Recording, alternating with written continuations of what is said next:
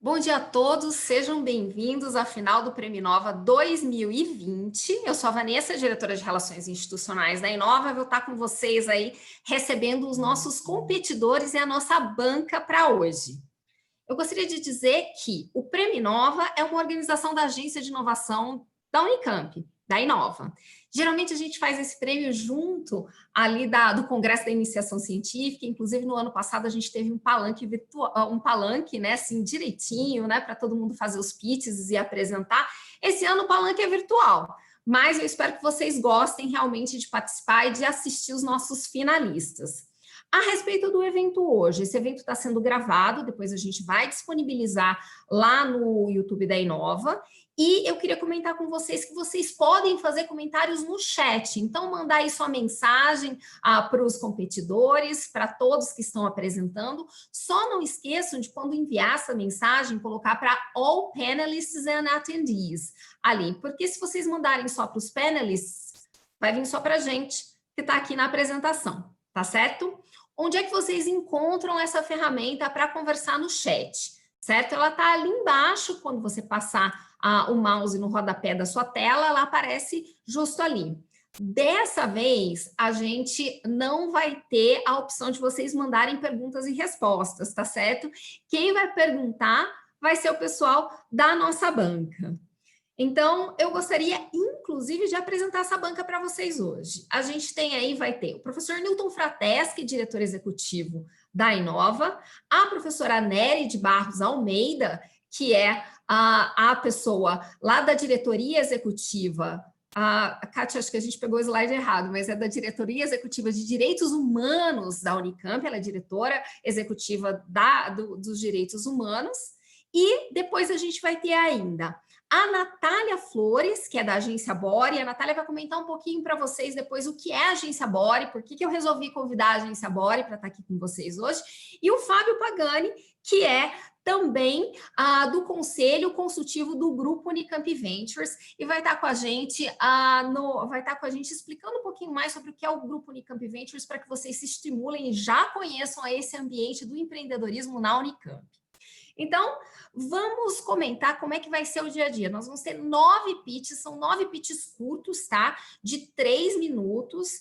A cada pitch, a banca vai poder fazer perguntas e respostas para os nossos participantes, certo? E depois a gente vai para o voto popular. Eu sei que bastante gente aí está torcendo pelos colegas, pelos familiares, né? Então, vocês vão ter essa opção de votar no pitch que vocês considerarem o melhor pitch, certo? No finalzinho, depois das 9 apresentações. Então, sem mais delongas, eu gostaria de já iniciar esse evento convidando a Giovana Tomita Lima, que é aluna da Engenharia Química da Unicamp, a fazer o seu pitch. Giovana, você está com a gente? Bom dia. Bom dia, Giovana. Seja bem-vinda. Quer compartilhar o seu... Aqui, eu acho que foi, né? Isso, exato. Certo, tá certinho, né? Tá tudo certo, você tem 3 minutos. Bom dia.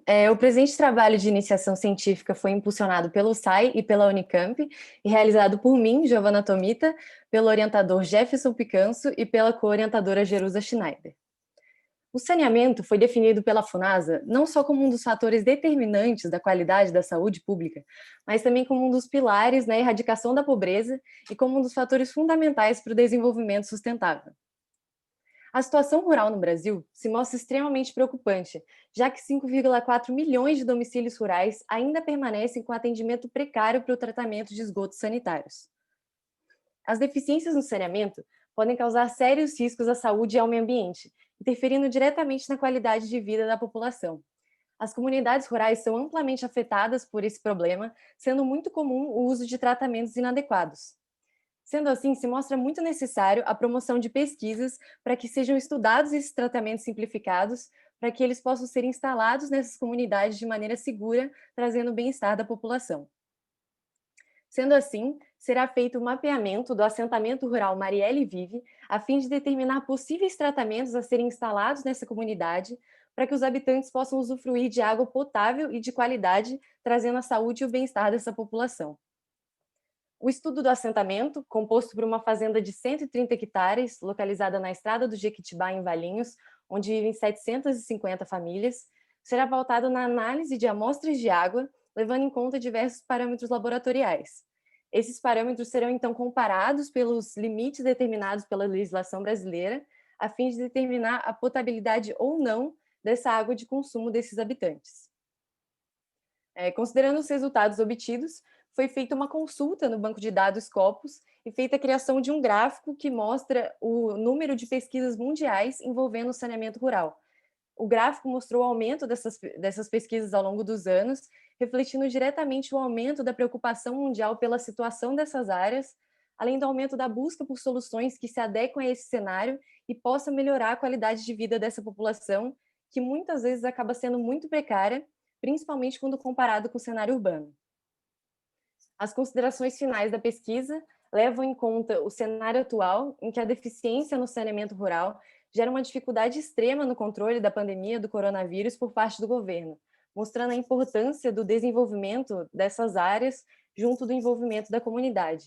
Então, a gente espera, com esse projeto, lançar um alerta para a necessidade de investimentos nesse setor, a fim de promover a segurança sanitária nessas áreas, trazendo benefícios como a diminuição do número de mortes e internações, aliviando o sistema de saúde, além da redução da poluição das fontes de água e do solo, trazendo um impacto positivo para os ecossistemas. Muito obrigada pela atenção.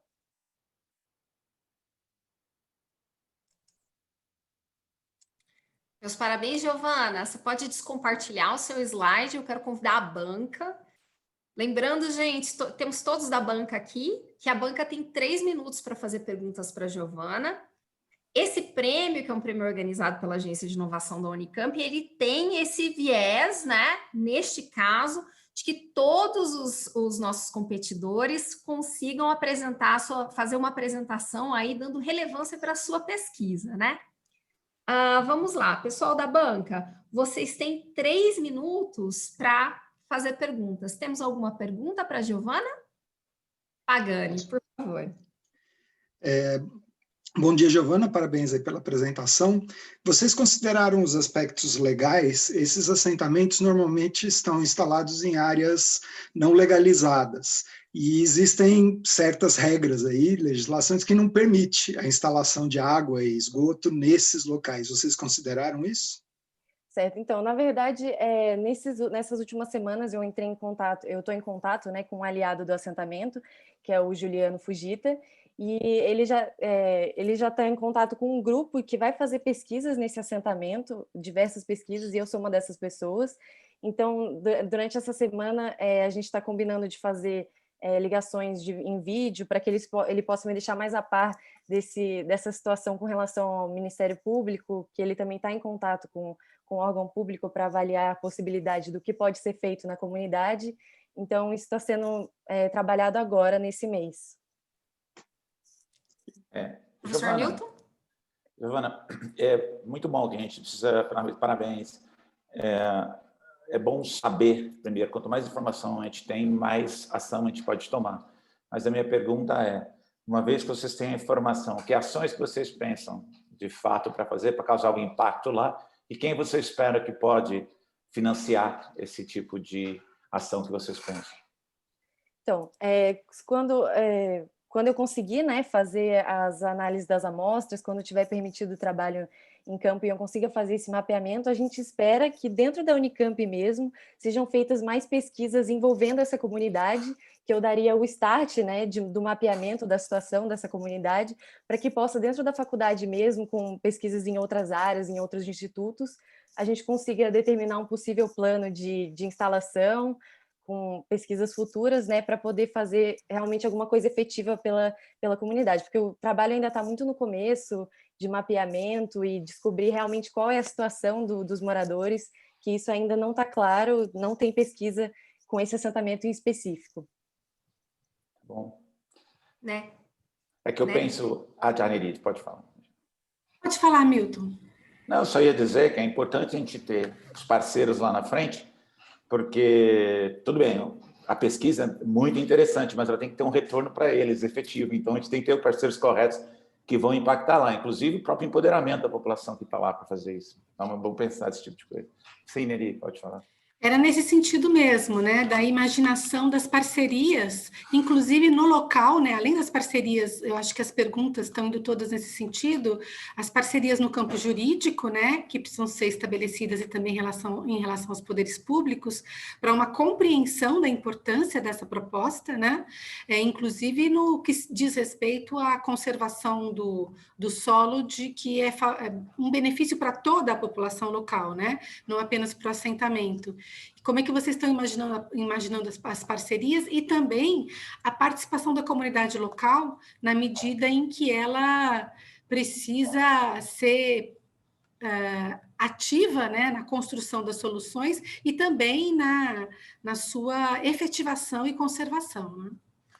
Certo. Com relação ao envolvimento da comunidade, foi um ponto que a gente pensou bastante, que eu não consegui falar no pitch porque não deu tempo, mas a gente vai fazer a aplicação do questionário também, e esse questionário, eu já montei o questionário, só que a gente espera, indo no assentamento e fazendo as visitas efetivamente, fazer modificações nesse questionário junto com a ajuda da própria população mesmo, para que a gente possa ajustar conforme a necessidade do que seja necessário mapear na comunidade, e aí com isso, trazendo esse questionário e fazendo as entrevistas com os moradores, a gente espera assim, entender qual é a noção desses moradores com relação aos problemas sanitários que eles vivenciam, e também para criar uma conscientização dos problemas que às vezes nem eles sabem que é um problema, ou que... Obrigada, viu, Giovana? A gente já estourou 1 minuto, então eu vou ampliar para perguntas e respostas para os próximos, mas eu vou para a banca também ser bem enxuta nas perguntas, tá certo? Então tá ótimo. Muito obrigada, Giovana. Parabéns pelo trabalho. Nós vamos para o próximo pitch, tá? O próximo pitch quem vai fazer é o Ricardo Bufo, também da Engenharia Química. Ricardo, seja bem-vindo. Banca Olá. pode fechar o mic e pode fechar a câmera também, por gentileza, certo?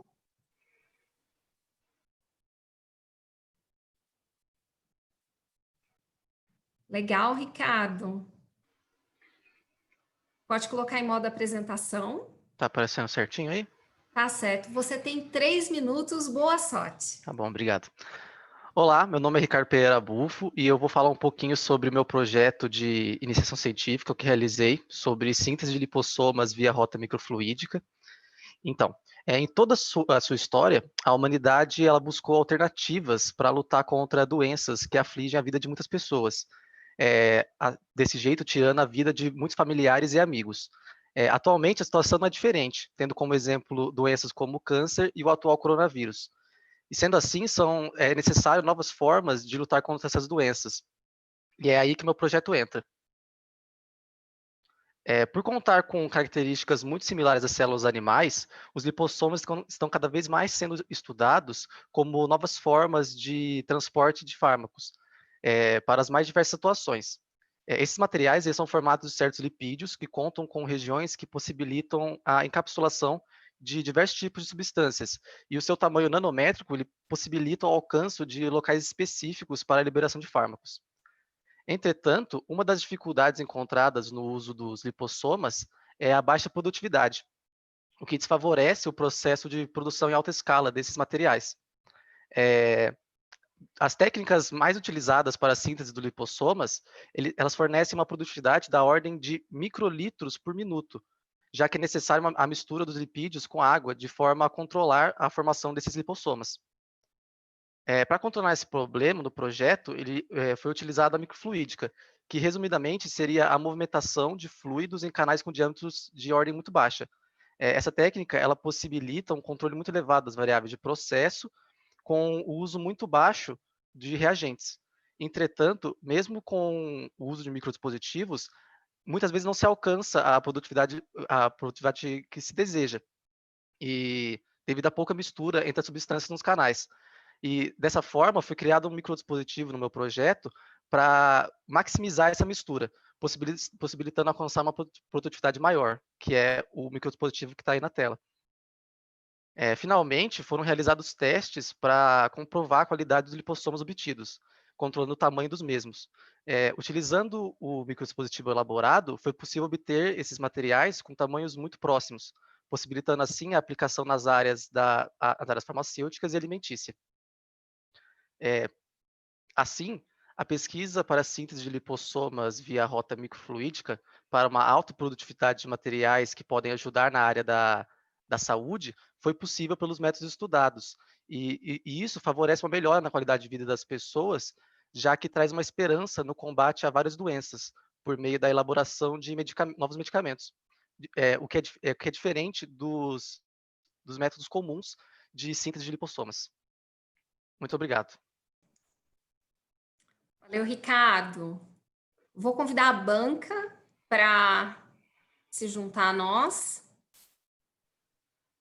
Natália, Nery, Newton, Pagani. Pessoal, vocês têm... Natália tem pergunta. Bom dia. Eu vou fazer uma pergunta bem básica, assim, porque eu não sou da área e tendendo a entender que tu vai apresentar esse projeto para pessoas que não dominam dos termos científicos da tua área. O que seria uma alta produtividade e uma baixa produtividade? Em termos, assim, eu acho que faltou explicar um pouco de uma maneira mais didática. Tá. É uma pergunta bem básica. Como eu disse ali, os métodos comuns da síntese de lipossomas, eles normalmente eles produzem os lipossomas, que nada mais é que uma dispersão desses nanoagregados.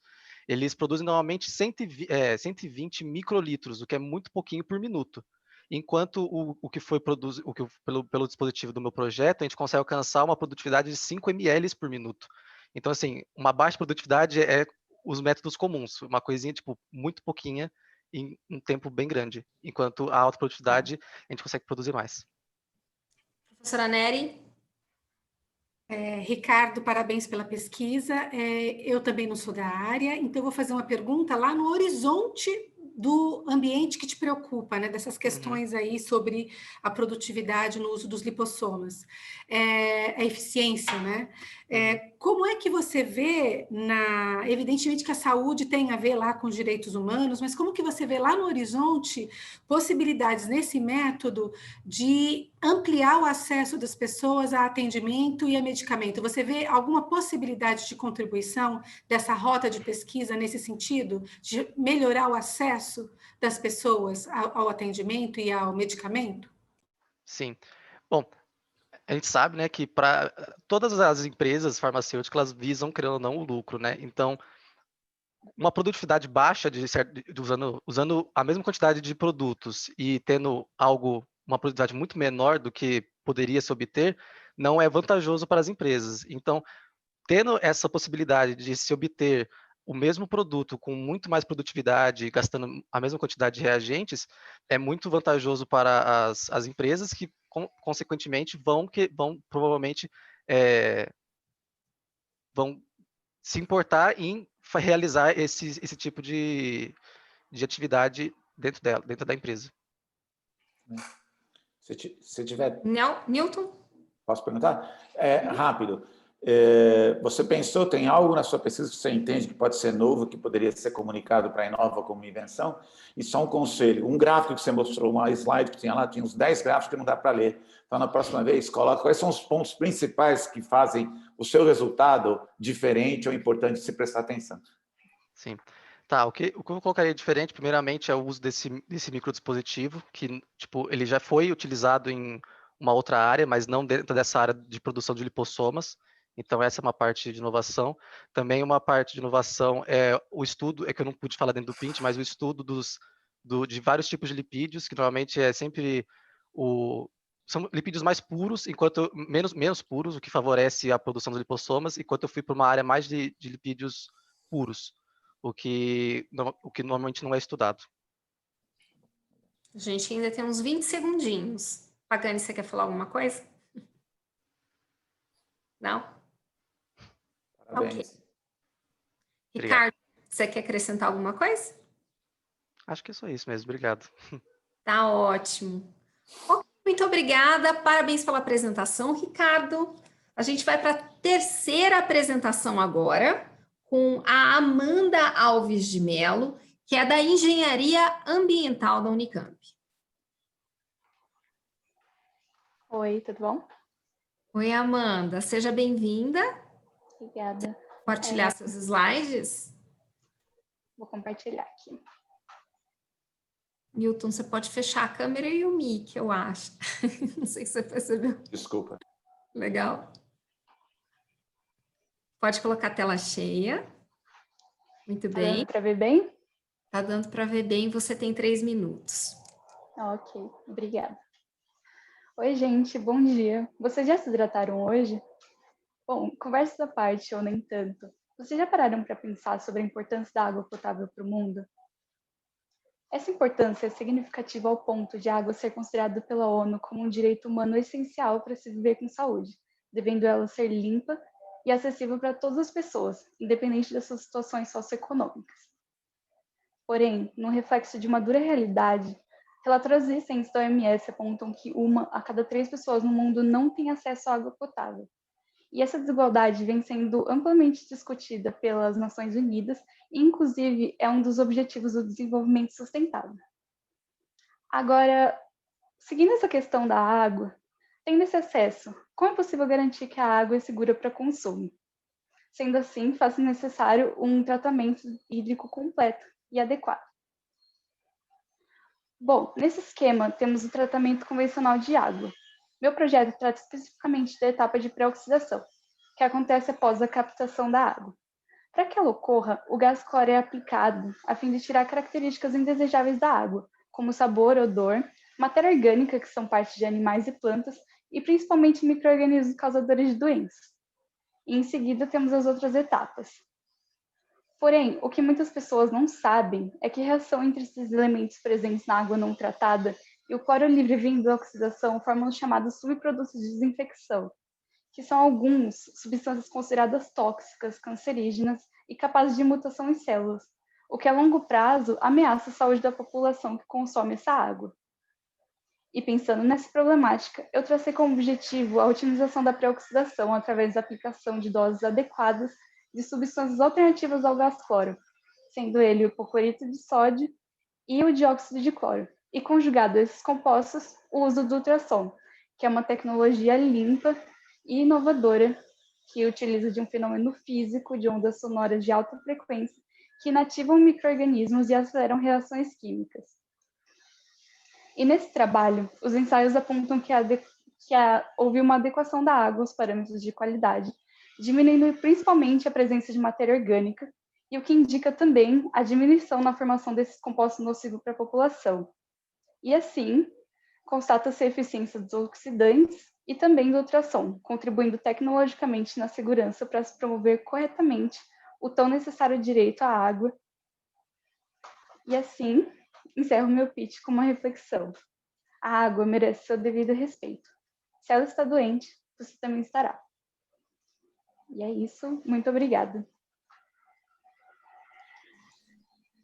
Parabéns, Amanda.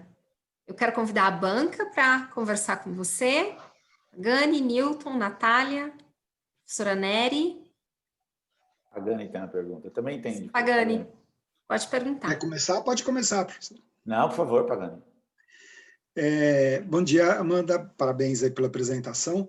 Bom dia, eu entendo que esse modelo é para ser usado pelas empresas de tratamento de água, certo? Sim. Essas empresas têm instalações existentes em todo o país, todas as cidades têm algum tipo de instalação, e essas instalações normalmente são todas montadas para um determinado tipo de tratamento, que é o tradicional. Na pesquisa, vocês consideraram a necessidade de adaptar essas instalações? Às vezes é inviável financeiramente. Vocês consideraram esse tipo de situação? Então, no caso da minha pesquisa, ela focou nos ensaios para constatar a eficiência desses oxidantes alternativos e o ultrassom. No caso, para verificar a viabilidade, tanto econômica quanto de aplicação em larga escala, tem que ser verificada depois. Entendi. Posso perguntar? Eu acho que parte desse esforço que a gente faz aqui é que é interessante as pessoas pensarem a cadeia inteira, inclusive para os alunos começarem a entender, né? Eu sei que você está fazendo a sua pesquisa, mas ampliar, é muito importante pensar nisso. E a pergunta que eu faço vai na linha do Pagani. Ultrassom, é muito fácil você encontrar aparelho de ultrassom para laboratório, né? Vocês chegaram a pensar a dificuldade que teria para fazer um sistema de ultrassom em sistemas grandes de tratamento de água? Ou já existe, não sei? Eu não cheguei a verificar equipamentos maiores, realmente, e eu não sei dizer o custo também. Tá bom, não, era isso. Tá bom. Professora Nery? Amanda, também um pouco a partir do que os colegas já perguntaram, você chegou a pensar que talvez a pequena escala seja a adequada para o projeto? Só colocando isso no seu horizonte. Eu imagino que sim, porque os ensaios também trabalharam nessa pequena escala, então eu imagino que as dosagens e a aplicação do ultrassom realmente seja mais viável. Porque tem muita gente que ainda precisa de água e que não está ligado a esses grandes sistemas, né? Com certeza. Perguntas? Eu queria comentar aí, só juntando o que a gente falou, o professor Nery falou também, faz sentido isso, tá? Porque se a pesquisa vai se conduzir para grandes empresas de água, para a Sanasa, para a Sabesp, ela vai tomar um rumo completamente diferente, tem que pensar em escala, em áreas enormes, em grandes quantidades. Mas se ela conduzir para tratar a água em regiões agrestes, em regiões que não têm esse tratamento de água, em locais, por exemplo, juntando com a que falou anterior, né, com a apresentação anterior, isso pode ser feito. Pode ser feita uma microestação de tratamento de água com equipamentos bem mais simples. Então, acho que é algo para pensar aí na cadeia, como falou o professor Newton. Claro, obrigada. Tá ótimo, Amanda. Você quer acrescentar alguma coisa? Não, é só isso mesmo. Eu agradeço muito pela oportunidade e pela atenção. Tá ótimo. Muito obrigada pela sua participação. Obrigada, Banca. Eu quero convidar um pouco o Pagani para comentar um pouco o que é o Grupo Unicamp Ventures. O Pagani está aqui com a gente hoje. Ele sempre participa das atividades da Inova, muitas vezes auxiliando esses jovens pesquisadores a pensar no horizonte da aplicação das suas pesquisas, né, em outros diversos programas da Inova. Ele já foi presidente do Grupo Unicamp Ventures, atualmente faz parte do conselho. Fábio, comenta um pouquinho para a gente o que é o Unicamp Ventures, traz a mensagem do grupo para o pessoal que está ainda na academia. Vamos lá, gente. Em algum momento, a pesquisa pode ir para o mercado. Independente do tamanho de mercado, como a gente falou agora há pouco, ela pode ir para o mercado e pode ir para o mercado através de um licenciamento ou através de uma empresa. Quer dizer, vocês podem, em algum momento aí da vida de vocês, querer constituir uma empresa para colocar essa tecnologia no mercado. O Unicamp Ventures é uma rede de relacionamento e colaboração formada por empreendedores ligados à Unicamp. São todos ex-alunos ou ex-professores, ou alguém que passou pela incubadora da Unicamp, que licenciou tecnologia da Unicamp, alguém que tem alguma ligação com a Unicamp e criou uma empresa. Originalmente, a gente chamava de grupo de empresas filhas da Unicamp. Tá? A missão do Unicamp Ventures é conectar essas empresas filhas e potencializar o sucesso dessa comunidade aí de empresas filhas. Para vocês terem uma ideia aí do tamanho, nós começamos isso em 2006, juntando ali as empresas que estavam por perto, né? E hoje são mais de 1.000, na verdade são 1.038 empresas filhas que estão cadastradas, quer dizer, potencialmente existem mais ainda, mas são 1.038 empresas cadastradas, que geram mais de 33 mil empregos e 8 bilhões de faturamento, 8 bilhões de reais de faturamento em 2020. Claro, existe uma certa concentração aí nas áreas de tecnologia, principalmente em TI, até porque o grupo lá atrás começou meio focado aí, tinha mais gente de TI, mas hoje tem de todas as áreas, tá? De química, de comércio, de energia, de serviços e de praticamente todas as unidades da Unicamp. Até do Cutuca, tem empresas que se originaram de ex-alunos aí do Cutuca. Então é isso, é um grupo para juntar essa experiência de ser empresário, de ter pertencido à Unicamp, e para potencializar isso. Tá? Nós temos um presidente e tem um conselho, esse conselho se reúne regularmente e ajuda a montar aí estratégias e eventos, inclusive vai ter um evento agora não é na semana que vem, na outra, a Vanessa depois pode até mandar aí para vocês a propaganda do evento. É bastante interessante, tem sempre um painel de conversas de empresários. Eu convido vocês aí a conhecerem entrando no site da Inova ou em unicampventures.org.br. Obrigado. Legal. Obrigada, Pagani. Pessoal, o evento da semana que vem, no dia 17, às 10 da manhã, vai ser um webinar que a gente vai tratar de gestão de talentos. Então, a gente vai ter 2 empresas filhas da Unicamp comentando como é que elas estão lidando com a diversidade nos seus quadros, né? Como ampliar a diversidade nos seus quadros, e a gente vai ter 2 grandes empresas tratando de ferramentas para recursos humanos, para gestão de talentos e para colocar as pessoas em contato aí, principalmente nessa época de pandemia.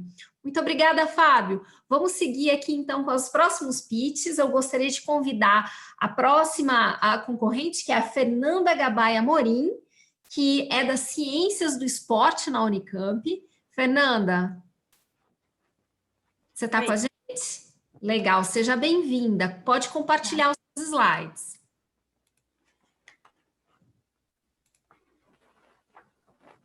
Foi? Ainda não? Legal, ótimo. Ó, a Kátia acabou de compartilhar com vocês, pessoal, as inscrições, caso vocês queiram conhecer um pouquinho mais do grupo Unicamp Ventures, tá? E conhecer aí essas temáticas. Dessa vez a gestão de talentos, mas cada mês tem uma temática diferente. Fernanda, tá ótimo. Boa sorte, você tem 3 minutos.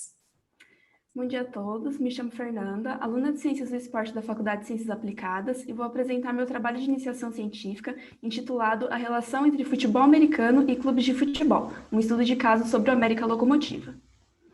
O futebol americano surgiu nos Estados Unidos entre 1850 e 1860, mas só chegou ao Brasil 130 anos depois, em 1986. A primeira equipe surgiu em 1991 e o primeiro jogo oficial ocorreu apenas em 2000. Com o crescimento do futebol americano no Brasil, clubes de futebol começaram a investir na modalidade. Em 2006, um grupo fundou o BH Gold Miners, mudando o nome para Minas Locomotiva meses depois. Em 2017, a partir do planejamento estratégico desenvolvido juntamente com a Ernst Young, a equipe lançou uma parceria com a América Mineiro, passando a se chamar América Locomotiva. Essa parceria é vista como um case de sucesso no universo interno do FABR, e dito isto, o objetivo desse trabalho foi entender como funciona essa parceria na prática, analisando o planejamento estratégico de acordo com os requisitos propostos por Pires, e comparou o cenário do time de futebol americano antes e depois dessa junção, através de entrevistas com jogadores, gestores e comissão técnica do time. Devido ao crescimento da equipe, um planejamento estratégico foi elaborado ao final de 2017, com metas traçadas até 2020, organizado em diagnóstico, planejamento e plano estruturado em gestão.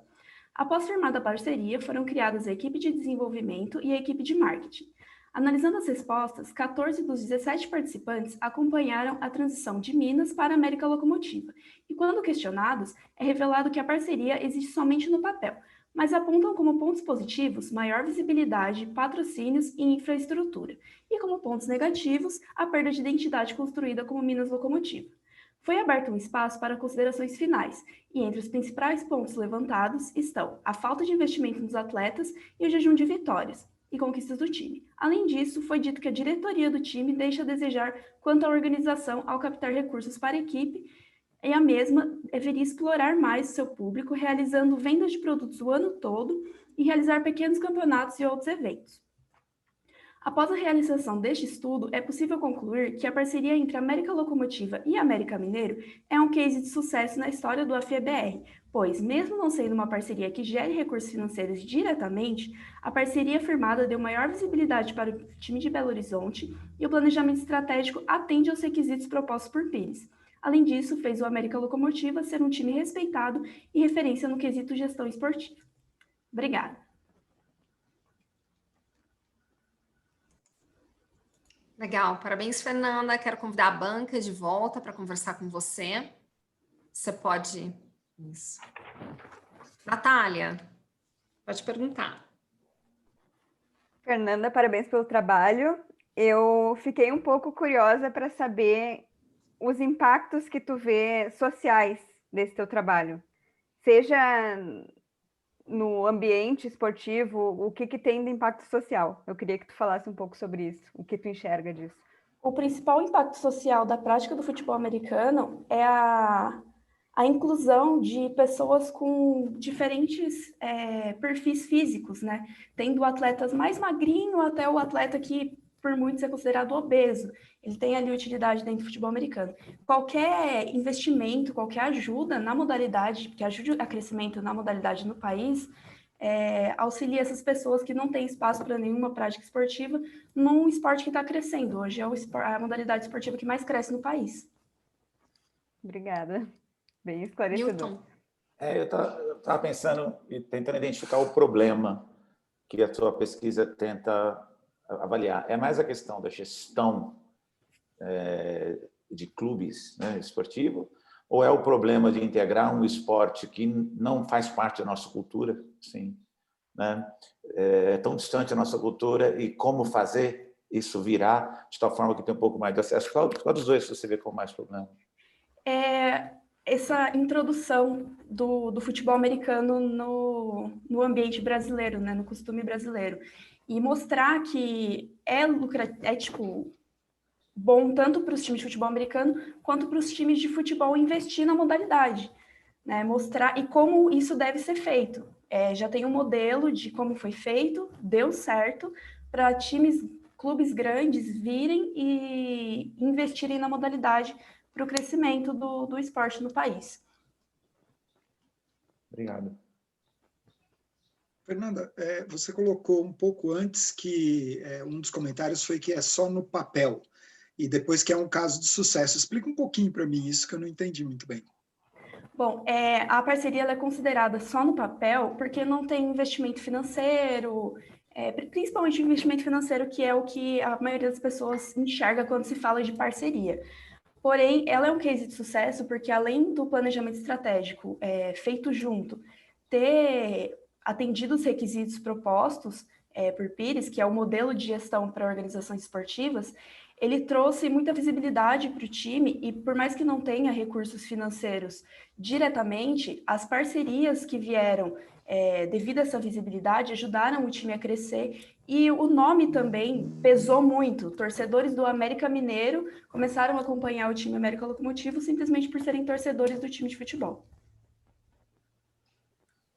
Professora Nery, tem alguma pergunta? Não, obrigada. Ok. Fernanda, você quer acrescentar mais alguma coisa? Não, só isso mesmo. Obrigada. Ok. Obrigada, banca. Obrigada, Fernanda. Parabéns. Vamos para o nosso próximo participante, Gabriel Neres Caldas, que é aluno da medicina da Unicamp. Gabriel, você está com a gente? Oi, tudo bem? Estou sim. Tudo bom? Vou apresentar. Tudo bem. E você? Opa. Compartilhar? Tá dando para ver? Tá dando sim. Opa. Tem. Deixa eu zerar o cronômetro. Você tem 3 minutos. Tá bom. Então, bom dia. Eu sou Gabriel Caldas, graduando de Medicina da Faculdade de Ciências Médicas da Unicamp, e eu vou apresentar meu projeto, cujo nome é Sistema de Informações Geográficas sobre Homicídios em Campinas, que tem como orientador o professor Ricardo Cordeiro, do Departamento de Saúde Coletiva da Faculdade de Ciências Médicas da Unicamp. Bom, para iniciar a explanação, eu gostaria de lançar a seguinte pergunta. Qual a relação da violência com a saúde pública, tá? Por que diabos um aluno de medicina estudaria violência?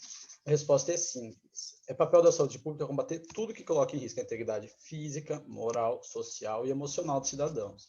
Então, como futuro médico, é importante eu entender e estudar esse agravo ao bem-estar das pessoas do mesmo jeito que a gente faz com qualquer outra doença ou ameaça. Dentre as mais diversas formas de mortes violentas, como homicídios, quedas, trânsito, afogamento, etc., o homicídio foi enfoque do meu projeto por representar, por exemplo, em São Paulo, quase 50% das mortes que ocorrem ano após ano. Tá? Sobre o projeto em si, primeiro eu quero reforçar que ele não tem enfoque meramente sociológico, mas também espacial e epidemiológico, de modo bem prático e com bastante aplicabilidade médica, para que prevenção, promoção, nos casos não fatais, cura, reabilitação, possam ser entendidos e colocados em prática não só pelo setor da saúde, mas também pelo de segurança pública e de planejamento urbano. Sobre o método, para o estudo mais prático e não tanto teórico, a gente não ficou apenas no laboratório de pesquisa. A gente foi para campo para ver de perto o território, para termos a melhor análise do que a gente estava estudando. Então, a gente conversou com pessoas próximas às vítimas, por meio da chamada autópsia verbal, e a gente montou uma planilha no Excel com dados, respeitando anonimatos, e fizemos mapas temáticos no software ArcGIS, com o território de Campinas, com a latitude e a longitude dos homicídios e com as informações dessas vítimas. Disponibilizamos eles ao público com as informações anônimas para que qualquer pessoa ou instituição possa utilizar dessas ferramentas, tá? Bom, em relação aos resultados sociológicos, na verdade, primeiro, eles foram bem previsíveis, com a maior quantidade de homicídio entre os pobres e nas regiões mais pobres. Para entender melhor esses resultados, os mapas serviram de uma ótima forma analítica. Por exemplo, a gente chegou que os pobres têm 6,1 vezes mais chance de morrer do que um rico, isso por apenas morarem em regiões mais pobres e por estarem mais expostos aos fatores sociais que culminam em homicídio e mortes violentas, tá? Os mapas mostram bem isso. Por exemplo, esse aqui, com o maior número de incidências nas regiões sul e sudoeste de Campinas, que são as mais pobres. E nesse aqui, com o aumento do risco relativo de morte, de você ser assassinado, de acordo com que a gente anda das regiões mais centrais para as mais periféricas. Nesse link, qualquer um pode acessar esses mapas e entender melhor eles. Bom, para finalizar, qual a nossa contribuição para a saúde pública, para a pesquisa e para a sociedade? Bom, a gente conseguiu criar uma ferramenta de prevenção e de promoção de saúde para disponibilização pública, para quem sabe no futuro o Estado e as instituições possam utilizar essa ferramenta para melhor compreensão de homicídios, para buscar prevenção, promoção de saúde e a cura para os casos não fatais. Tudo isso para cada vez mais a gente evitar a violência, para a gente melhorar a qualidade de vida da população, principalmente a mais vulnerável. E esse é o objetivo do projeto, contribuir para o bem-estar social, estando aliado com a tecnologia, disponibilizando uma ferramenta totalmente gratuita e online, uso de qualquer pessoa ou instituição. Obrigada, Gabriel. Obrigado. Quero convidar a banca.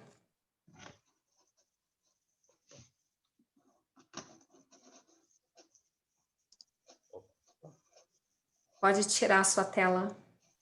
Descompartilhar a sua tela, por favor, Gabriel. Desculpa. Pronto. Legal. Gabriel, a Polícia Militar do Estado... Tudo bem? Parabéns aí pela apresentação, pelo trabalho. A Polícia Militar do Estado de São Paulo e de vários estados do país tem sistemas que controlam isso com base em boletins de ocorrência, com base nas ocorrências coletadas pelos policiais e tal. Vocês pensaram em comparar essas informações, a informação pública, né, a informação coletada pelo órgão público com o que vocês coletaram em campo?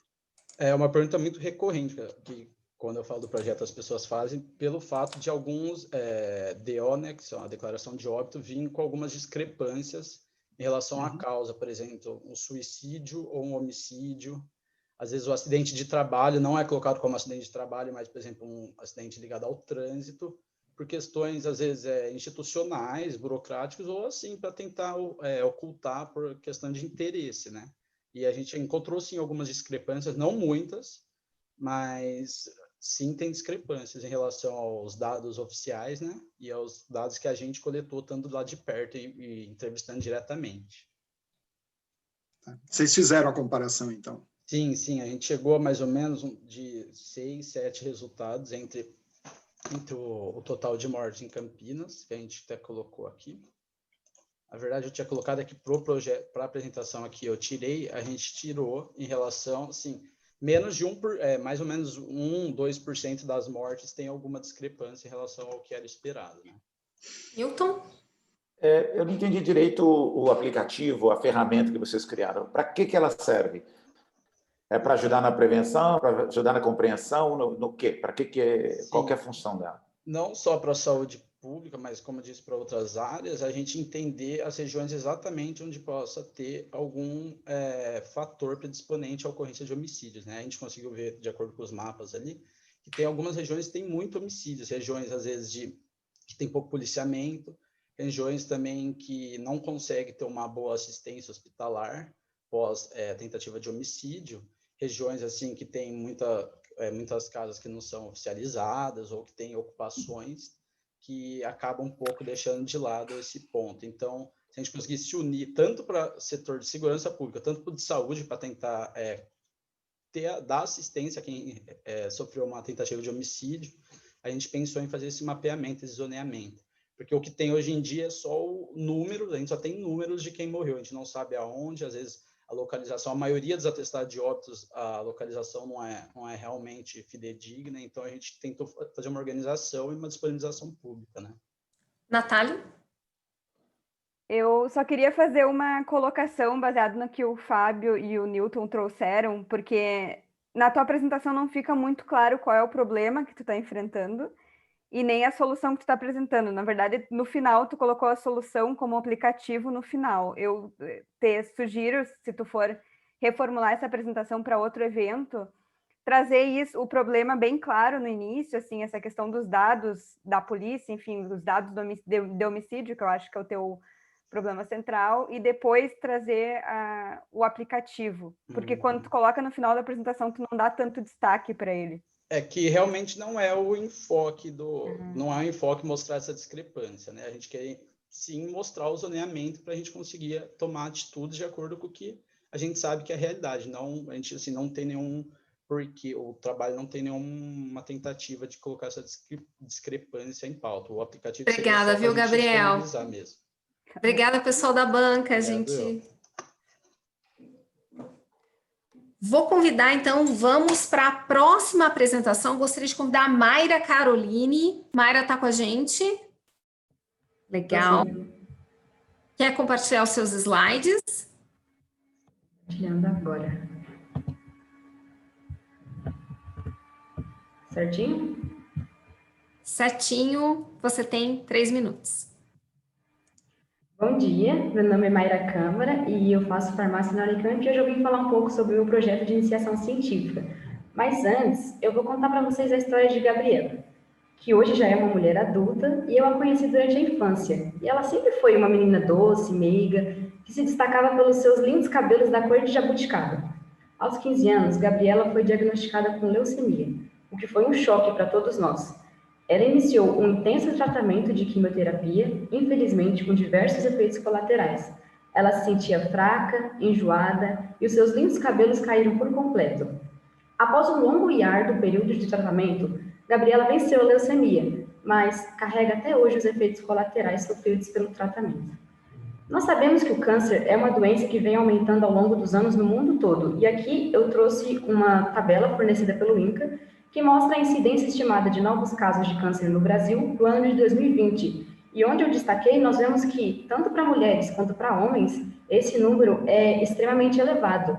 E é uma doença que causa um abalo psicológico nos pacientes, não apenas pela presença do câncer em si, mas também pelos efeitos colaterais causados pelo tratamento convencional. Mas o que seria esse tratamento convencional? É o tratamento que Gabriela fez, é o tratamento que a grande maioria dos pacientes fazem. Ele consiste na aplicação do medicamento diretamente na corrente sanguínea do paciente, que é então distribuído pelo corpo todo. Então, os seus efeitos, eles são sentidos dos pés à cabeça. Em outras palavras, ocorre queda de cabelo, hematoma, hemorragias, fraqueza, dentre outros. E isso causa um abalo na autoconfiança e na autoestima dos pacientes, mas também resulta no abandono do tratamento por muitos deles. Se houvesse uma forma de se realizar essa terapia com menos efeitos indesejados, centenas de milhares de pessoas ao redor do mundo todo, como Gabriela, poderiam ser beneficiadas. E é isso que a minha pesquisa almeja. O nosso grupo de pesquisa está debruçado em estudar o encapsulamento de 2 fármacos voltados para o tratamento do câncer. Esse encapsulamento seria feito em estruturas de escala nanométrica, ou seja, muito pequenas, cerca de 100 mil vezes menor do que a ponta de um fio de cabelo. E essas nanoestruturas são compostas por biomateriais que têm uma interação amigável com o corpo humano e podem ser direcionadas para atingir especificamente a célula tumoral e não a célula saudável. E assim poderíamos reduzir significativamente os efeitos colaterais sofridos pelo tratamento. Com essa perspectiva, nós poderemos mudar o desfecho de muitas histórias como a de Gabriela, proporcionando uma melhor qualidade de vida e um bem-estar para pessoas que se encontram em um momento tão delicado de suas vidas. E é isso que me motiva e me completa como aluna, futura cientista e, sobretudo, como pessoa. Muito obrigada. Parabéns, Mayra. Quero convidar a banca.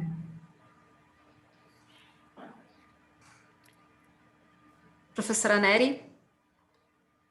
Olá, Mayra, parabéns. Eu entendo que você está trabalhando num grupo de pesquisa e eu queria entender bem especificamente o seu papel no desenvolvimento desse encapsulamento, né, desse tratamento inovador e com esses efeitos importantes sobre a pessoa, né? E também queria saber qual é a previsibilidade de acessibilidade desses produtos, né? No futuro, se eles, o custo em síntese. Certo. Muito obrigada, professora, pela sua pergunta, é uma pergunta muito relevante. E, de fato, eu estou envolvida diretamente nesse projeto. Eu venho trabalhando desde a produção dessas nanoestruturas que eu mencionei. Então, eu estudei desde a leitura de artigos prévios que já foram lançados e, juntamente do meu orientador, nós desenvolvemos essas nanoestruturas, nós já estabelecemos um protocolo de obtenção dessas nanoestruturas e já estudamos o encapsulamento dos fármacos. Então, eu estou, dentro de um grupo de pesquisa, eu estou ativamente trabalhando nos estudos e nos resultados dessa pesquisa.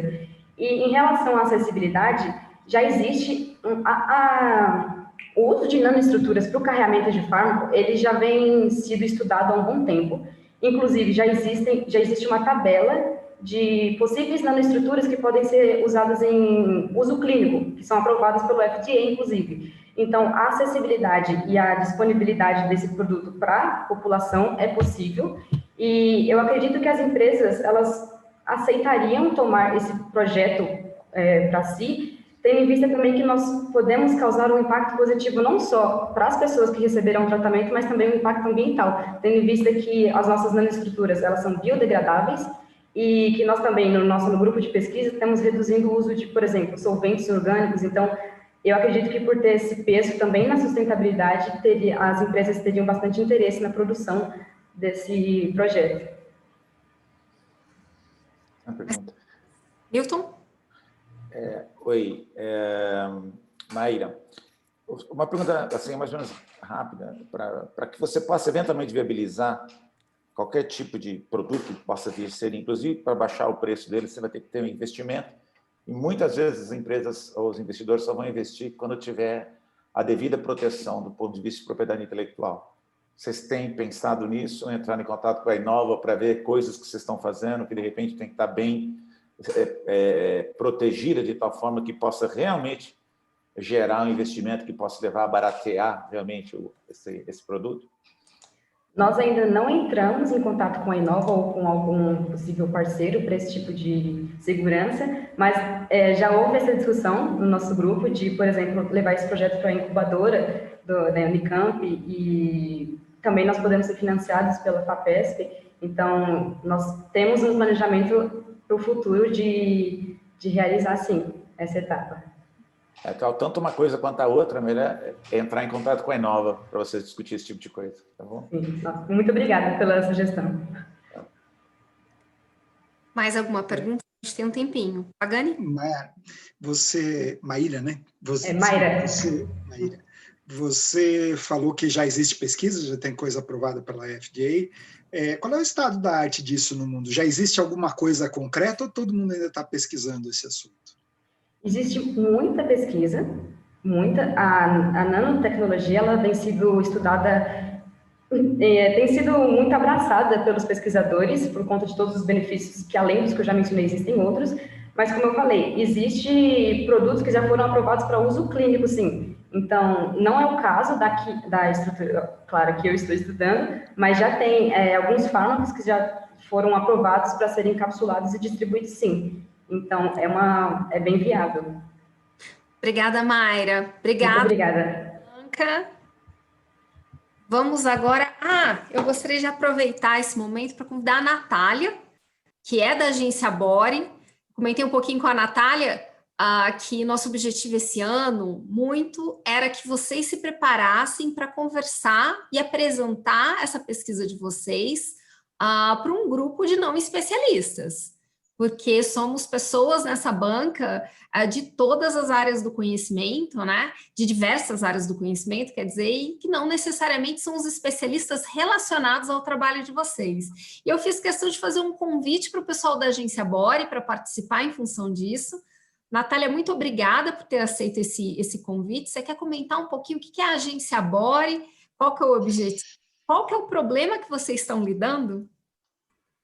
Obrigada, Vanessa, pela oportunidade de apresentar o nosso trabalho. A agência Bore, ela surgiu em fevereiro e ela tenta resolver uma questão simples, né? Que é tentar levar a ciência nacional para a imprensa brasileira. Hoje em dia a gente tem pouca cobertura do que os cientistas brasileiros fazem na imprensa, especialmente porque os jornalistas acham muito difícil acessar esses cientistas. Então, nem sempre o telefone celular está disponível, o contato às vezes fica muito difícil, às vezes por e-mail o cientista demora para responder.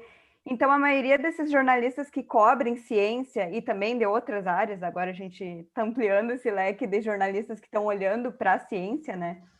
A maioria desses jornalistas acaba acessando estudos internacionais que são feitos nos Estados Unidos, de revistas renomadas, e a nossa ideia é tentar democratizar esse espaço na mídia, trazendo um contato mais próximo entre o jornalista e o cientista.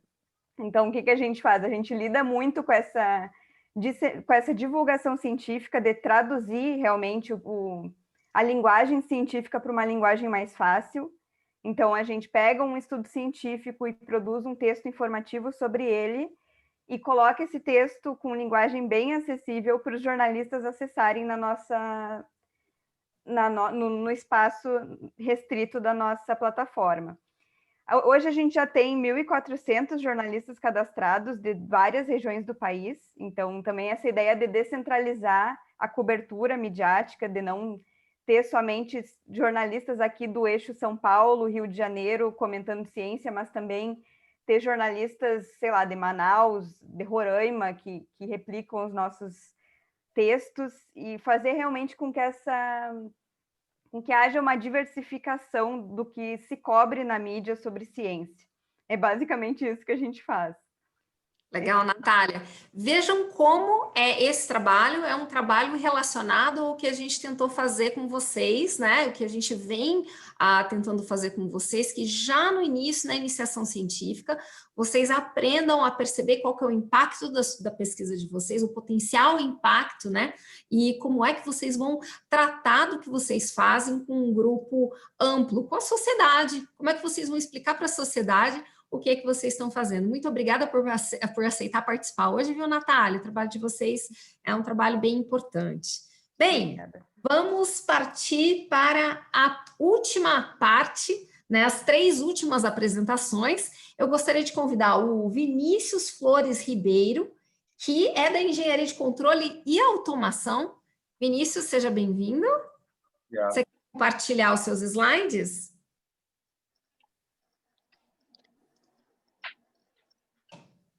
Tá dando para ver? Tá dando sim. Você tem 3 minutos. Olá, sou o Vinícius. Vou falar um pouco sobre a plataforma cibernética para a terapia da linguagem. Vocês sabiam que no Brasil, aproximadamente 25% da população economicamente ativa utiliza a voz como instrumento de trabalho? Isso vai desde professores, jornalistas, cantores, youtubers, vendedores, além de tantos outros profissionais que dependem da voz todos os dias para realizar suas atividades. Além dessa questão trabalhista, apresentar dificuldade de comunicação pode acabar até mesmo gerando alguns problemas de convívio social, já que a comunicação está ligada diretamente à qualidade de vida das pessoas. E é por isso que o trabalho de um fonoaudiólogo tem grande importância na vida das pessoas, pois são responsáveis por acompanhar crianças, adultos e idosos que apresentam alguma dificuldade relacionada à voz. Esses profissionais podem ajudar em diversos casos, como quando alguém acaba trocando algumas letras durante a sua fala, podem ajudar a desenvolver um padrão respiratório, ajudar quem tem a língua presa ou alguém que teve alguma perda auditiva e até mesmo no desgaste da voz. Pensando nisso, a melhor maneira de corrigir essa situação e evitar maiores problemas no futuro é começar um tratamento desde a infância, aproveitando a grande facilidade de aprendizado das crianças. Porém, muitas vezes não procuramos um fonoaudiólogo, seja pela falta de conhecimento dos seus benefícios, pela distância ou até mesmo pela impossibilidade de um acompanhamento contínuo com o profissional. Atualmente, estamos passando por um período delicado de pandemia, o que dificulta ainda mais a busca desses tratamentos, uma vez que a mobilidade e a interação pessoal estão reduzidas. Levando em conta esses fatores, pensando que as crianças conseguem aprender muito mais quando estão interessadas, Na minha pesquisa, desenvolvi uma plataforma de terapia da linguagem para pessoas com dificuldade de comunicação relacionada à fala, onde os pacientes podem praticar em suas casas com a presença de um robô 3D, ou então em sessões presenciais com os terapeutas e um robô NAO físico. Com isso, os pacientes podem praticar muito mais sem ter que sair de suas casas, de uma maneira mais interativa e educativa, utilizando um computador, onde o robô 3D vai conversar e sempre estimular melhor durante a terapia, apresentando algumas imagens ilustrativas, agrupadas por temas como animais ou objetos, por exemplo, facilitando o aprendizado das crianças. Os terapeutas podem acompanhar pelo seu computador o progresso dos seus pacientes, observando os resultados de cada sessão ou de uma maneira mais geral, com um gráfico ao longo do tempo, podendo avaliar e modificar as terapias, além de utilizar o robô verdadeiro, que apresenta as mesmas falas e movimentos do robô virtual durante as sessões presenciais. Com isso, buscamos facilitar o aprendizado das crianças e também auxiliar os fonoaudiólogos na análise do progresso de seus pacientes. Obrigado.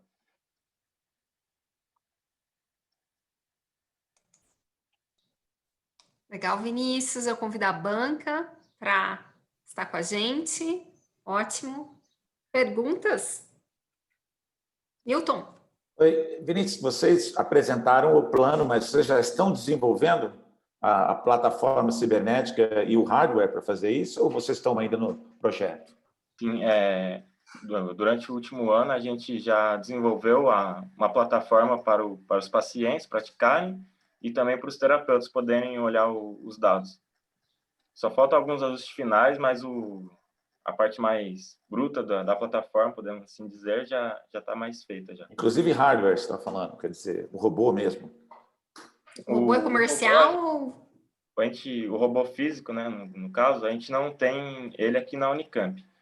Mas a gente, através do meu professor orientador, a gente entrou em contato com um professor da Universidade da Costa Rica, que eles têm algum desses robôs, que é o RoboNal, que é um robô mais educativo, humanoide, e a gente está fazendo uma parceria com eles para finalizar o projeto.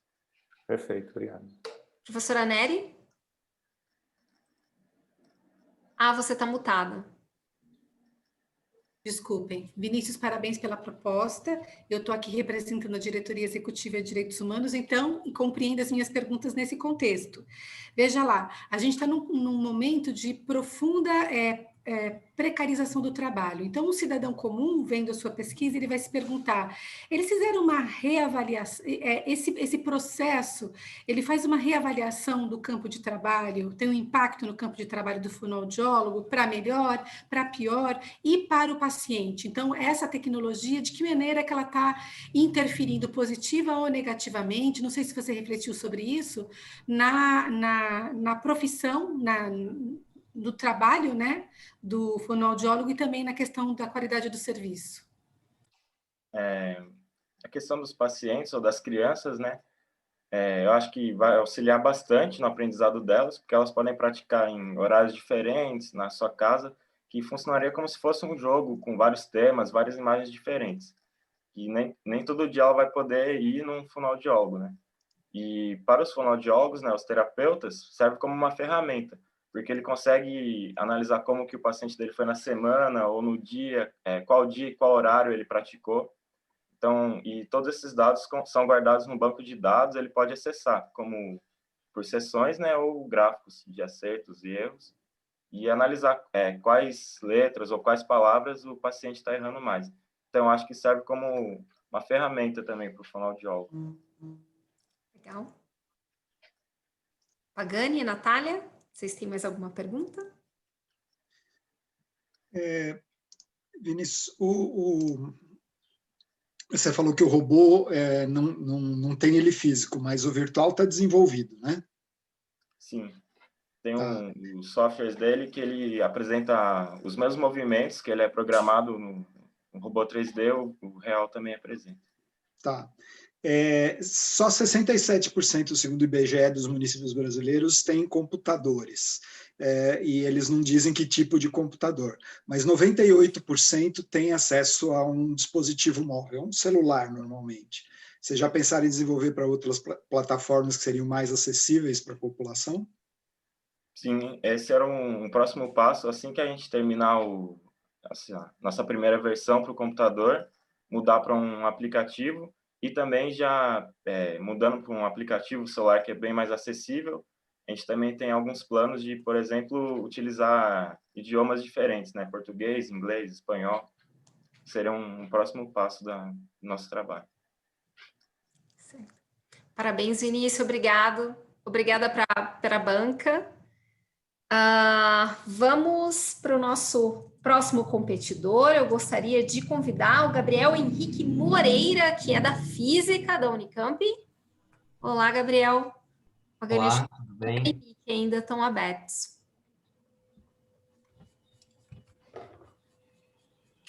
Legal. Gabriel, deixa eu zerar meu cronômetro aqui. Você tem 3 minutos. Bom dia, o meu nome é Gabriel Moreira e eu sou estudante de licenciatura em Física aqui no IFGW da Unicamp. O meu projeto ele se baseia na validação de uma metodologia ativa para o ensino do movimento.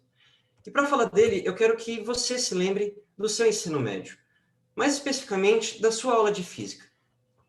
Provavelmente era uma aula chata, e se você fosse um bom aluno, você ficaria quieto, assistindo ao professor e no máximo faria algumas anotações. Acontece que, pior que ser chato, é o fato que, muito provavelmente, assim como a grande maioria das pessoas, você não aprendeu nada. E isso não é sua culpa. O problema é que nós utilizamos a mesma forma de ensino desde o século XIX, que tem como base as aulas expositivas e dá muito foco ao professor e à exposição de conteúdo. Agora, imagine uma situação onde você é o foco, onde você poderia utilizar os recursos e o tempo que fosse necessário para você aprender algo por completo. Por mais que isso pareça uma utopia, isso é real, e eu proponho no meu projeto de pesquisa. A minha proposta, ela promove a aprendizagem baseada no domínio, que tem como pressuposto que diferentes alunos precisam de tempos e condições diferentes para poderem aprender. Então, vamos supor que você tivesse uma amiga ou um amigo que tivesse muita facilidade com física. Vocês não precisariam necessariamente assistir às mesmas aulas e serem testados no mesmo período de tempo. Vocês poderiam avançar de acordo com as suas necessidades. O objetivo é que os dois cheguem ao aprendizado por completo, ao domínio, não importa o tempo que isso leve. E para validar o material, nós utilizamos um curso de extensão, com um total de 408 alunos, e inicialmente no formato de ensino híbrido, que não pode ser aplicado devido à pandemia. Mesmo sem essa interação presencial, nós conseguimos ótimos resultados, melhores que das metodologias tradicionais expositivas, que dão um ganho médio de 13%. Sem essa interação, nós já conseguimos um ótimo resultado. Imagina se nós pudéssemos ter aplicado isso da forma que planejamos inicialmente. E, além disso, nós conseguimos um alto engajamento e um feedback positivo, duas coisas que não são muito comuns para aulas de física. E, para concluir, eu acho que a proposta do projeto, ela nos leva a refletir todos os objetivos e a estrutura da educação, e mostra todo o potencial que nós temos para mudar a realidade do ensino de ciências do país. Muito obrigado.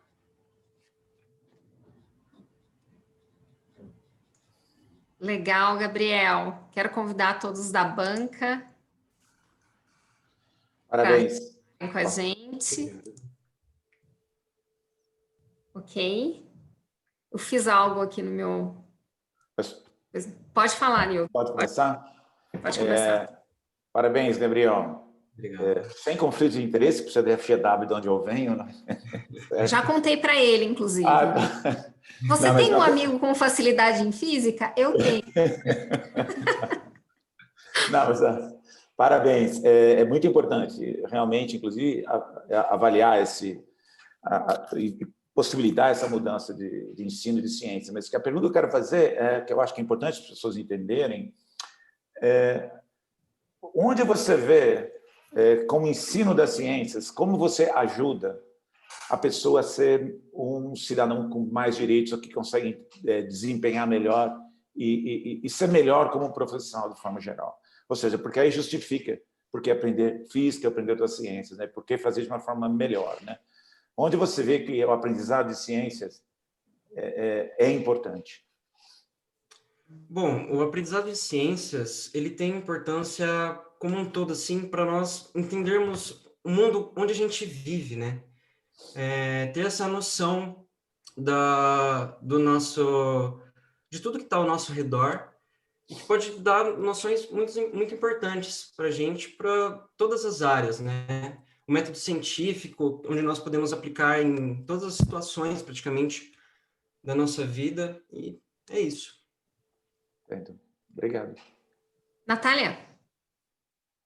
Parabéns pela apresentação, Gabriel. Eu confesso que quando tu falou que era do Instituto de Física, eu já achei que o projeto ia ser bem difícil de entender, porque eu sou jornalista. Perdão, deixa eu interromper, é que eu acho que minha internet oscilou aqui, aí cortou e eu não estou conseguindo entender. Não, tudo bem, ela ainda não te perguntou, pode seguir, tá. Natália. Eu queria te perguntar, assim, a questão da educação, de forma geral, é muito difícil de ser solucionada, é muito complexa, porque a gente tem um cenário que tem vários alunos numa sala de aula, o professor tem que prestar atenção numa turma por completo e não consegue dar essa atenção personalizada para cada aluno. Isso é um problema real. Eu queria entender como que teu projeto... entender com minúcias, assim, que estratégias vocês usam para romper essa barreira dessa dificuldade de ter muitos alunos numa sala de aula. Porque Então, o projeto eu vi que tem 400 alunos, meu Deus. Sim, é bastante. Mas o projeto, assim, é que, por exemplo, a forma tradicional de ensino, ela é a forma mais fácil e mais barata de se ensinar. Porque você consegue juntar 50 alunos dentro de uma sala de aula e colocar uma pessoa só falando por um tempo determinado. Só que isso, ao meu ver, isso não é o objetivo correto que nós temos para a educação. O foco tem que ser o aluno, o aprendizado dele. E para que a aplicação desse material, nós precisamos de um ensino mais personalizado, mais individual. Então, nesse caso, nós precisamos de mais professores, porque eles vão precisar dar mais atenção para cada aluno, certo? Para dar um feedback e guiar o aluno, né? Dar o caminho certo para o aluno prosseguir. Ok, parabéns, Gabriel. Vamos então para a última apresentação. Agradeço a banca novamente. Gostaria de convidar Pedro Nogueira, da Engenharia Civil.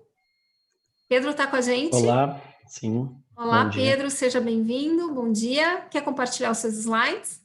Sim, estou compartilhando. Me avisa se estiver ok aí. Tá ok, falta você colocar em modo apresentação. Ótimo. Deixa eu zerar nosso cronômetro. Ok, você tem 3 minutos. Bom dia a todos, meu nome é Pedro, sou estudante de Engenharia Civil e vou fazer uma breve apresentação sobre a proposta que desenvolvi nos últimos meses. Bom, imagina acordar todo dia cedo, tomar café, pegar o transporte para o trabalho e trabalhar 10 longas horas. E apesar de todo esse esforço, apenas 6 delas valeram a pena. As outras 4 foram jogadas no lixo. Frustrante, né? E se eu te falasse que algo parecido ocorre em quase toda a cidade brasileira em uma escala muito maior? Se olhar do sistema de distribuição de água nacional, em média, 38,45% da água que é distribuída é perdida no meio do caminho. Ou seja, quase 40% da água que é captada, tratada, reservada e distribuída não vai chegar até um consumidor final. Pior, porque ainda há o desperdício de energia, a sobrecarga de reservatórios, os danos estruturais ao redor dos vazamentos e o risco de contaminação. Bom, você detectar e solucionar vazamentos é imprescindível para um consumo sustentável e consciente da água. Mas existem algumas outras dificuldades. Imagine você distribuir água para toda a Grande São Paulo. Você vai lidar com dificuldades como quilômetros de tubulação, volumes imensos de água e, além de tudo isso, boa parte da tubulação é subterrânea. Isso vai dificultar o monitoramento físico desses canos. Então, uma solução encontrada é a alocação de sensores por toda a rede. Esses sensores vão enviar 24 horas por dia sinais de pressão e vazão para uma central que vai monitorar isso. Mas ainda há outro problema, porque nem sempre os efeitos do vazamento estão explícitos nesses sinais de pressão e vazão. Então, a minha pesquisa propõe um método estatístico computacional que vai isolar os efeitos desses vazamentos e facilitar a detecção deles. Bom, o método chama-se Blind Source Separation, e a aplicação mais famosa dele é do problema do cocktail party. Imagina 2 pessoas falando ao mesmo tempo em um mesmo cômodo e sendo gravados por 2 diferentes microfones. Eles vão gravar áudios com as vozes misturadas. E o método vai ser capaz de, novamente, isolar essas 2 vozes. Analogamente, nosso problema, o método busca separar o efeito do vazamento do consumo padrão de água, usando os sinais de pressão e vazão. E com isso, vai evidenciar e facilitar a detecção de vazamentos para que haja um reparo mais rápido e eficiente. Bom, assim como diversas outras áreas estão sendo aplicadas ferramentas computacionais, sistemas urbanos também necessitam dessas ferramentas para que finalmente as 10 horas de trabalho do brasileiro valham a pena. Muito obrigado. Legal, Pedro. Vamos convidar a banca novamente. Ótimo. Eu quero um comentário primeiro, né? Um assunto do Banco Interamericano de Desenvolvimento é isso. Em todos os países aqui da América Latina, em particular no Brasil, a perda de água tratada é gigantesca, não é? E ter qualquer tipo de solução tem um impacto gigantesco. E o que eles estão falando muito hoje é de tentar fazer que o poder público faça parcerias com pequenas empresas, que a gente chama de startups, e não grandes empresas, porque a gente já viu o resultado que deu com grandes empresas participando de grandes licitações para resolver problemas, né? Então, vocês já pensaram em ter essa solução, eventualmente, em proteger e criar uma empresa que possa fazer isso? Porque certamente teria uma demanda gigantesca e um impacto socioeconômico muito forte. Já pensaram nisso? Com certeza, é muito pensado. Como a gente teve um ano de teste, existem diversas variáveis e a gente pegou algumas que foram testadas e a escalabilidade do projeto é muito grande, porque a necessidade dele são sensores de pressão e vazão, certo? Mas com certeza é pensado e só outras variáveis que devem ser testadas só. O problema é não linear muitas vezes, mas funciona o método em geral. Sim, desculpa. Sim. No caso que a gente testou de uma rede, ele apresentou, foram resultados até bem impressionantes. Eles funcionaram bem. Tá bom, obrigado. Pedro, parabéns aí pela apresentação. Já existem sistemas que medem vazamento de água por som, né? Fica escutando o cano, sim. Como você falou, isso já existem vários. O grande problema desse sistema para redes grandes, em cidades grandes, são 2. Primeiro, quanto mais antiga a cidade, menos conhecida é a rede. Os canos passam por algum lugar e ninguém sabe muito bem por onde eles passam. Tanto que quando se cava a rua para achar um vazamento, você faz um buraco enorme, porque ninguém sabe onde é que o cano está.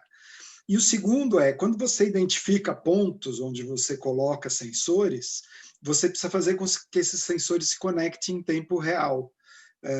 E as redes hoje existentes não são muito boas para isso, principalmente porque esses sensores ficam expostos a condições não muito simples, às vezes enterrados, tal. Vocês consideraram essas 2 coisas? Como fazer essa rede se conectar e como colocar esses sensores em locais estratégicos dentro de uma rede desconhecida? Bom, sobre a alocação de sensores, existem diversos estudos em cima já da setorização ótima de sensores, né, para que seja econômico e eficiente.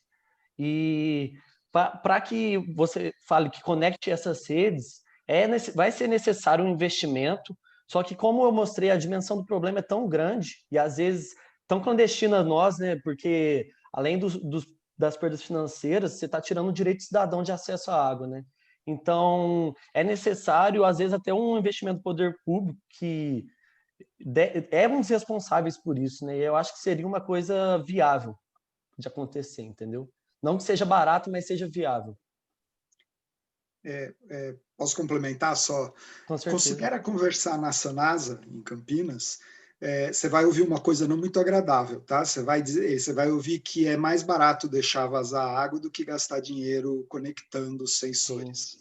E em certo ponto é mais barato com a rede hoje existente, tá? Então considere esse tipo de coisa, tem que ser uma coisa muito mais barata do que é atualmente para as empresas de água se sensibilizarem a usar. Isso não é mais sustentável, né, Fábio? Pois é. Infelizmente, não que eu concorde com isso, mas é a situação. Tá ótimo. Obrigada, banca. Obrigada, Pedro. Nós vamos agora já para o final. Vou pedir para o pessoal da banca ir inserindo as notas lá no Mentimeter, da forma como a gente combinou, tá certo? Enquanto isso, eu queria comentar com vocês o seguinte. Hoje a gente vai ter 5 vencedores, certo? Um vencedor do Prêmio Cidadania, que é um prêmio transversal. Um vencedor do voto popular, já vou abrir para que vocês votem. O vencedor da área de exatas e tecnológicas, o vencedor da área de humanas e o vencedor da área de biológicas, tá certo? Então é o seguinte, antes da gente ir para o voto popular, eu gostaria de de convidar o professor Newton Frateschi para conversar um pouquinho rapidamente com vocês. Vocês vejam que várias vezes ele usou 2 termos aqui na conversa com os nossos participantes. Um dos termos foi o termo proteger, né? A gente não chegou a comentar um pouquinho com vocês sobre o que é Inova, né? Então, esse termo proteção tem a ver com a questão da Inova. E também a questão de se criar uma empresa a partir dessa tecnologia que vocês, ou desse conhecimento que vocês estão gerando. Newton, seja bem-vindo. Oi, obrigado, Vanessa. É muito importante, quer dizer, eu gosto muito desse prêmio, que ele se mistura com o Congresso de Iniciação Científica muitas vezes, né?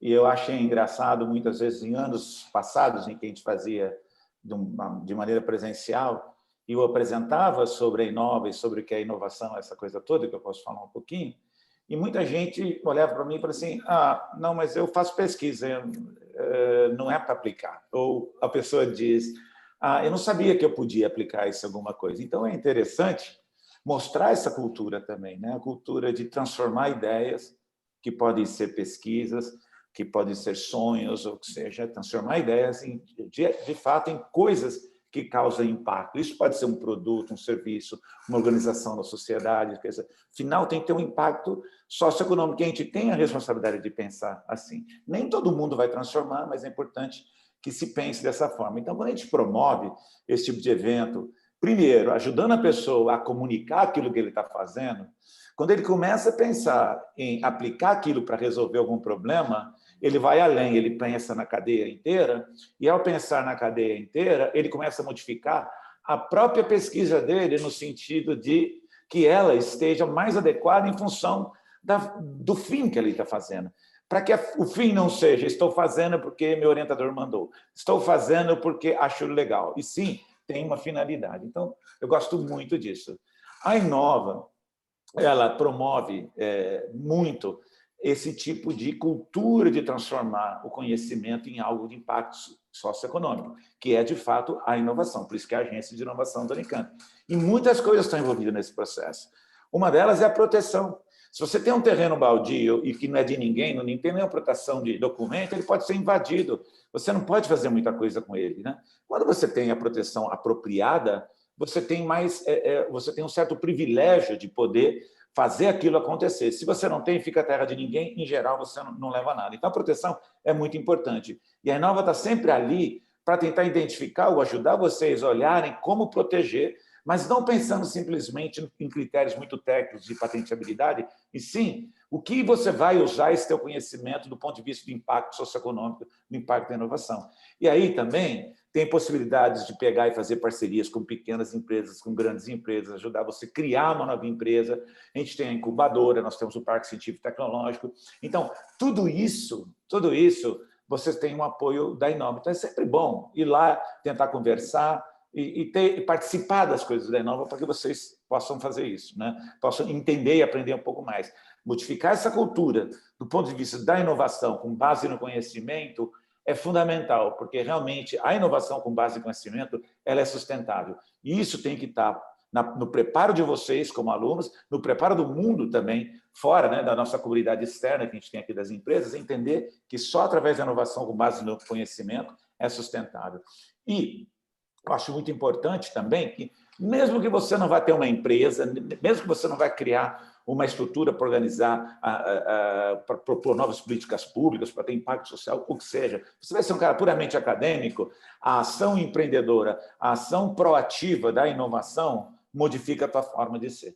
Vocês podem ver muito bem que no processo de ciência mesmo, ou de academia, se você não pensar na equipe que trabalha com você, como que você vai conseguir recursos para financiar a sua pesquisa, qual que é a finalidade correta e não convencer as pessoas do que você está estudando é importante, academicamente também você não vai ter muito sucesso. Então, esse tipo de pensamento é muito importante, tá bom? Em particular, a gente tradicionalmente faz esses prêmios nas diversas áreas do conhecimento. Mas tem uma área transversal muito importante, que é por isso que esse ano, conversando com a Neri, que está aqui, nós resolvemos trazer, que é mostrar que a tecnologia, né, muitas vezes a tecnologia pode ter um impacto do ponto de vista da qualidade de vida, do nível de cidadania das pessoas. Isso afeta diretamente as questões dos direitos humanos. Então, a gente tem esse prêmio transversal e não individual. Muita coisa pode ser extremamente tecnológica, ela pode vir de uma indústria, de uma empresa, e mesmo assim tem um impacto do ponto de vista da cidadania muito importante. Então, esse prêmio transversal que a gente colocou esse ano agora, acho que é muito, muito interessante. Então, primeiro, quero dar um parabéns para todo mundo. Foi muito bom agradecer a Inova pelo trabalho de organizar isso, agradecer a Vanessa aqui, né? Em nome de quem agradeço todo mundo da equipe, a Thaís, a Kátia, a Marine, de como organizar isso aqui, não é uma tarefa muito simples. Dar os parabéns para todos que participaram aqui. Claro, alguns vão se sair melhor da pontuação, mas isso é só circunstâncias, tá certo? E parabenizar por esse processo que a gente tem feito. Eu gosto muito, apesar dessa história da pandemia, nós conseguimos realizar esse prêmio. E aqui eu queria convidar a Neri para que ela pudesse falar algumas palavras sobre essa parceria que a gente está começando a traçar nesse ano, mesmo com tanta dificuldade, acho que a gente conseguiu fazer algo que eu estou vendo que todas as palestras praticamente tentaram trazer algo disso, que eu acho que é importante, né? Acho que isso é muito importante, acho que a gente já está de grande sucesso, tá bom? Bom, gente, muito obrigado, eu passo a palavra para a Neri, então. Bom dia, eu estou muito contente também, Milton, sobretudo de ver aí essa preocupação com a água, que realmente é uma questão estratégica, e fico contente e espero que o prêmio também sirva para aproximar esses diferentes profissionais, a questão também com novas tecnologias para tratamento mais eficazes no nível local do problema de saúde, né, que a gente viu aqui em 2 casos, mas enfim, todos eles atendem a esse perfil, eu fico feliz, porque eu acho que a Unicamp está acertando, né, no tipo de perfil de aluno que ela está procurando criar, e queria dizer a vocês que quando eu era aluna, existia quase uma guerra, né, entre humanidades e exatas, um muro entre os dois universos, e o que a gente está vendo aqui é como as duas coisas dialogam, como as perguntas são pertinentes relativas à tecnologia, e como ela encontra, boa tecnologia encontra respostas nas propostas conceituais e nas preocupações que as humanidades propõem no que diz respeito à inclusão, à diversidade e ao cuidado, né, com as gerações do futuro, que é a sustentabilidade, né, além de todos os quesitos específicos da sustentabilidade ambiental. Então, estou muito contente com essa atenção aos interesses das maiorias, das populações mais vulneráveis, e parabéns a todos os participantes. Obrigada, professora Neri. Eu gostaria, então, de abrir para votação popular. Então, vocês vão ver que vai aparecer. Kátia, você pode liberar a votação popular para a gente. Vocês vão poder escolher quem fez o melhor pitch, na opinião de vocês. É bem simples, apareceu aí para vocês bem na tela. É só vocês escolherem. A gente vai dar alguns minutinhos, enquanto isso, acredito que os nossos avaliadores já colocaram as notas. Natália colocou as notas já no Mentimeter. Fábio conseguiu colocar as notas. Legal. A professora Neri conseguiu colocar as notas no Mentimeter. Sim. Milton também está colocando, né? Nesse meio tempo, a gente vai aguardar vocês votarem voto popular. Como é que a gente está de voto, Kátia? Estamos com 88% dos participantes votaram. Falta uma parcelinha aí. Ótimo. Mais uns segundinhos para vocês não perderem a chance de votar no pitch favorito. Claro que todos estão de parabéns por esse exercício, pela proposta de vir abrir as pesquisas, pensar o impacto dessas pesquisas. Parabéns, eu espero que seja uma sementinha. E lembrando que a gente vai ter aí uma premiação, depois vocês vão poder escolher 200, cada um dos vencedores vai ter gente que talvez acumule, hein? Vai poder escolher aí R$250 em prêmios lá na lojinha da Funcamp, que sempre tem alguma coisa interessante, um moletom, uma camiseta, alguma outra coisa. Então, vamos ver se vai ter alguém aí que vai acumular mais de um prêmio, né? Kátia, como é que a gente está? Aqui a gente já terminou. Ótimo. Então, vamos fazer o seguinte, gente. Deixa eu verificar com a Thaís. Thaís, a gente já está com todas as notas compiladas? Como é que a gente está? Estamos seguindo. Só um minutinho. Vamos lá.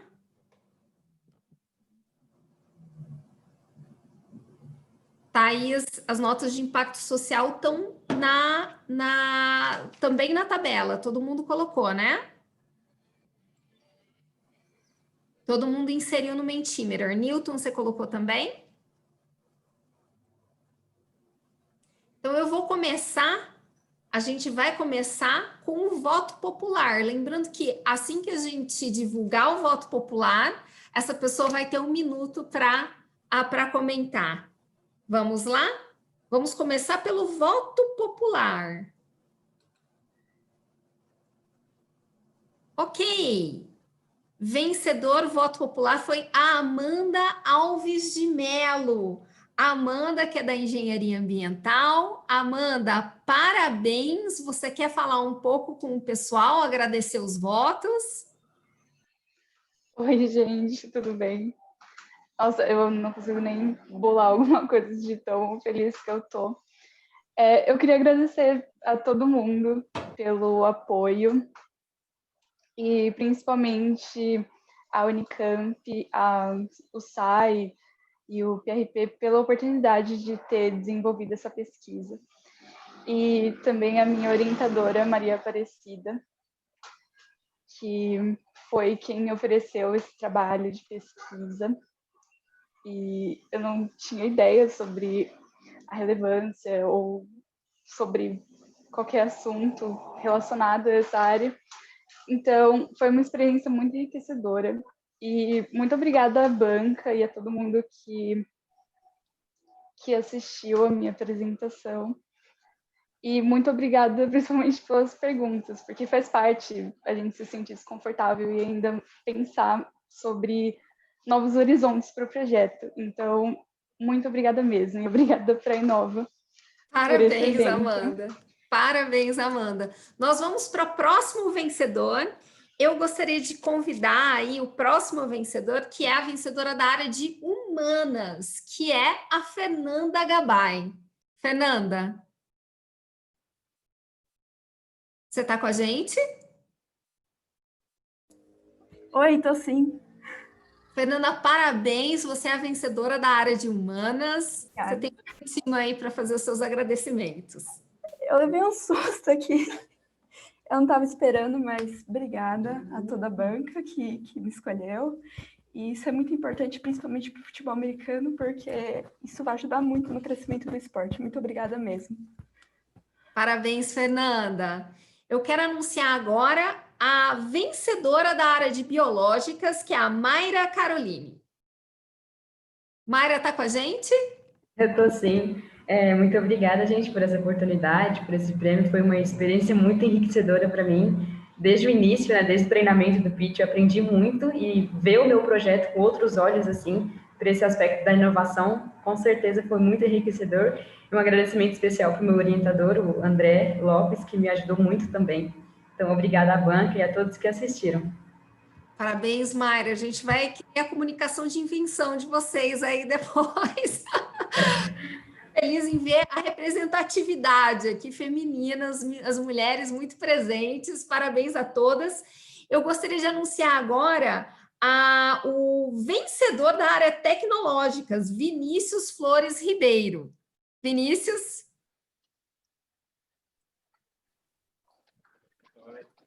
Obrigado. Queria agradecer à Inova por ter dado essa oportunidade, né, de realizar o evento.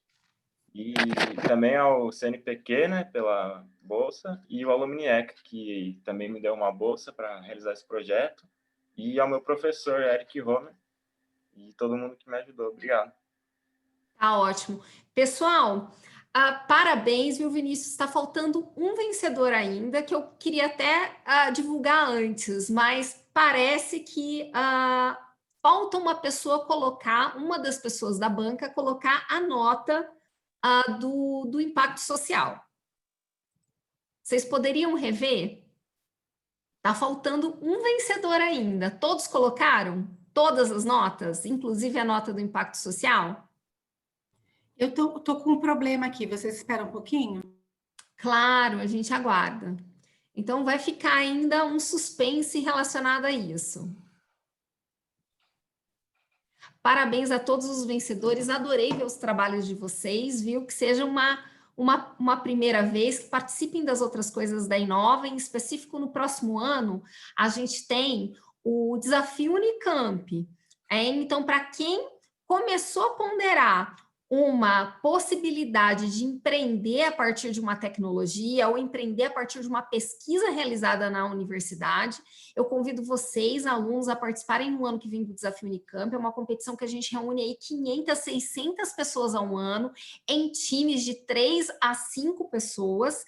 A gente vai começar em março, certo? E, Kátia já mandou o link para a gente ali no chat do Desafio Unicamp. Entrem e participem, porque vale a pena. No desafio, a gente coloca vocês em contato com mentores acadêmicos, mas também com mentores empresariais, gente ali do grupo Unicamp Ventures, tal como o Pagani, que vai dar uma olhada de mercado para as pesquisas de vocês. Então, fica o convite, não deixem de participar e ter essa experiência empreendedora no ano que vem. Lembrando que vai ser totalmente virtual, viu? A gente já rodou esse evento esse ano no ambiente virtual, o ano que vem vai ser a mesma coisa, foi muito bem sucedido. Temos o nome da vencedora de impacto social, Amanda Alves de Mello. Amanda. Caramba, eu não esperava mais uma categoria. Muito obrigada mesmo, sério. É uma oportunidade Parabéns, incrível. viu? 2 categorias. 2 categorias. Várias etapas vencedoras na sua vida e na vida de todos que participaram, viu? Parabéns a todos. Muito obrigada. Muito obrigada. Que participaram. E, bem, tenham todos aí um ótimo fim de ano. Nos vemos no ano que vem no Desafio Unicamp. Até logo, viu? Tchau, gente. Muito obrigado. Tchau. Tchau, tchau.